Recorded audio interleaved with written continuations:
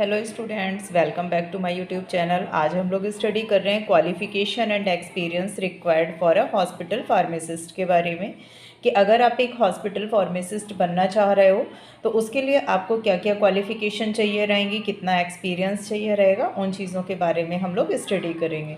ये आपका hospital pharmacy का टॉपिक है। अगर हॉस्पिटल फार्मेसी की बाकी की वीडियोस आपने इसके पहले वाली नहीं देखी हैं तो उनकी लिंक आपको डिस्क्रिप्शन बॉक्स में मिल जाएगी, वहाँ से जाके आप उन वीडियोस को देख लीजिए। देखिए क्या क्या क्वालिफ़िकेशन चाहिए, क्या क्या एक्सपीरियंस होने चाहिए।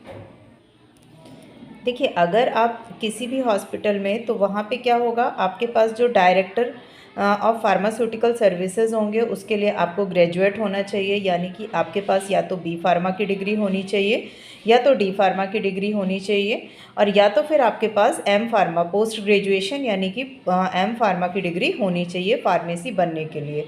और किसी भी गवर्नमेंट मेडिकल हॉस्पिटल का कम से कम 3 महीने का आपके पास एक्सपीरियंस होना चाहिए एक फार्मासिस्ट बनने के लिए।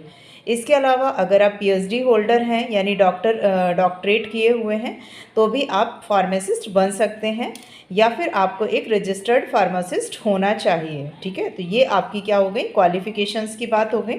अब अगर हम लोग बात करते हैं एबिलिटी की कि हॉस्पिटल फार्मासिस्ट के लिए आपकी क्या क्या एबिलिटी होनी चाहिए, तो देखिए पहली जो एबिलिटी है वो तो आपका एडमिनिस्ट्रेटिव एबिलिटी होनी चाहिए, मैन्युफैक्चरिंग एबिलिटी होनी चाहिए, रिसर्च एबिलिटी होनी चाहिए, टीचिंग एबिलिटी होनी चाहिए और परफेक्ट नॉलेज होना चाहिए। देखिए एडमिनिस्ट्रेटिव एबिलिटी का मतलब हो जाता है कि चीज़ों को आप कैसे एडमिनिस्ट्रेटिव यानी वहाँ पे चीज़ों को कैसे देख रेख करेंगे। मैन्युफैक्चरिंग का मतलब हो गया कि आप कैसे उनको बनाएंगे। रिसर्च का मतलब है किसी भी चीज़ को आपको बनाना है तो उसके बारे में आप कैसे रिसर्च करेंगे। टीचिंग एबिलिटी का मतलब हो गया उन चीज़ों के बारे में आप स्टूडेंट्स को कैसे पढ़ाएंगे। और परफेक्ट नॉलेज का मतलब हो गया आपको सारी चीज़ों के बारे में परफेक्टली नॉलेज होना चाहिए। अब अगर हम लोग बात करें एडमिनिस्ट्रेटिव एबिलिटी की, तो एडमिनिस्ट्रेटिव एबिलिटी में आपको सबसे पहली चीज़ तो इंटरव्यू के लिए एबल होना चाहिए। सिलेक्ट फार्मेसी स्टाफ, और फार्मेसी स्टाफ को सिलेक्ट किया जाता है। इसके अलावा प्लानिंग की जाती है और हॉस्पिटल की जो भी पॉलिसीज़ होती हैं उनमें इम्प्लीमेंशंस किए जाते हैं। रिकॉर्ड्स को मेंटेन किया जाता है, रिपोर्ट्स को प्रिपेयर किया जाता है, स्टॉक को मेंटेन करने की एबिलिटी आप में होनी चाहिए। इसके अलावा आपको हॉस्पिटल के स्टाफ के साथ में एक अच्छी क्वालिटी में कम्युनिकेट करने की भी कैपेसिटी आपके अंदर होनी चाहिए। नेक्स्ट फॉर्म हो जाएगा आपका मैन्युफैक्चरिंग एबिलिटी।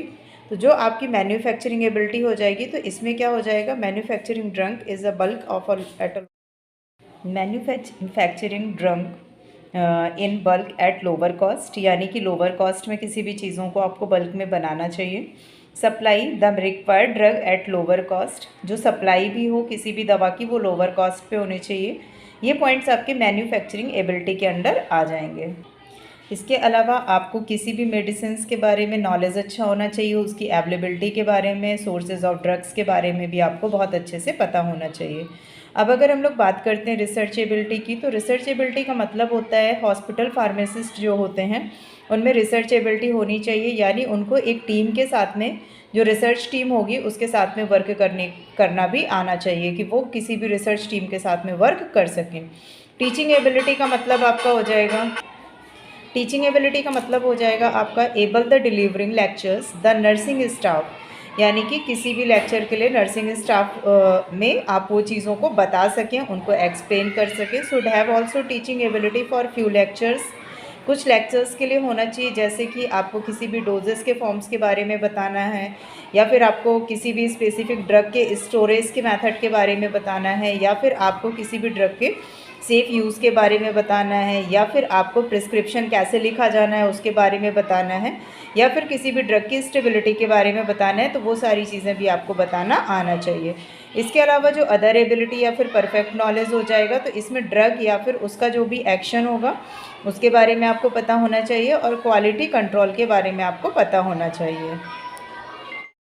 अब हम लोग देखते हैं job specification for a hospital pharmacist, यानी कि जो हॉस्पिटल में फार्मासिस्ट होगा उसके लिए एक स्पेसिफिक जॉब क्या होना चाहिए, यानी किस तरीके से उसको जॉब करना होता है। तो डिस्पेंसिंग ड्रग होना चाहिए, ड्रग की क्वालिटी चेक करना आना चाहिए, मैन्युफैक्चरिंग ड्रग का आना चाहिए, मॉनिटरिंग आनी चाहिए ड्रग की, कि ड्रग को कैसे सेफ्टली हम लोग रख सकते हैं, ड्रग की सेफ्टली रिपोर्टिंग करना आना चाहिए, और मेडिकेशंस बजट्स के बारे में पता होना चाहिए, स्टोरिंग मेडिकेशंस के बारे में पता होना चाहिए, प्रिस्क्रिप्शंस कैसे लिखे जाते हैं उनके बारे में भी डिटेल में नॉलेज आपके फार्मासिस्ट, जो भी हॉस्पिटल का फार्मासिस्ट है, उसको होनी चाहिए। अब अगर हम लोग बात करते हैं workload required for a hospital pharmacist, यानी हॉस्पिटल फार्मासिस्ट के लिए क्या क्या वर्कलोड होते हैं, तो देखिए नंबर ऑफ फार्मासिस्ट जो होता है वो डिपेंड करता है हॉस्पिटल का जो साइज़ होता है और उसकी जो सर्विस होती है उस पर डिपेंड करता है कि किसी भी हॉस्पिटल में कितने फार्मासिस्ट होने चाहिए, 1 होना चाहिए, 2 होना चाहिए या उससे ज़्यादा होने चाहिए। नंबर ऑफ़ बेड पे भी डिपेंड करता है कितने होने चाहिए। अगर आपका वेरी स्मॉल बेड हॉस्पिटल है तो वहाँ पे 3 फार्मासिस्ट की नीड होती है। अगर लगभग 100 बेड के हॉस्पिटल है आपका तो वहाँ पे आपके 5 फार्मासिस्ट की ज़रूरत होती है। तो आइए अब हम लोग देखते हैं कितने बेड की स्ट्रेंथ पे हमें कितने फार्मासिस्ट की नीड होती है। अगर आपका हॉस्पिटल 50 बेड तक का है या 50 बेड तक का है तो वहाँ पे 3 फार्मासिस्ट की ज़रूरत होगी। अगर आपका हॉस्पिटल अप टू 100 बेड्स का है तो वहाँ पे आपको 5 फार्मासिस्ट की नीड होगी। अगर आपका हॉस्पिटल का जो बेड स्ट्रेंथ है वो अप टू 200 बेड्स का है तो वहाँ पे आपके 8 फार्मासिस्ट की नीड होगी। अगर आपका जो बेड स्ट्रेंथ है हॉस्पिटल का वो 300 बेड का है तो 10 फार्मासिस्ट चाहिए होंगे। और अगर वो आपका 500 बेड्स का है तो वहाँ पे आपके पास 15 फार्मासिस्ट की कम से कम रिक्वायरमेंट होती है।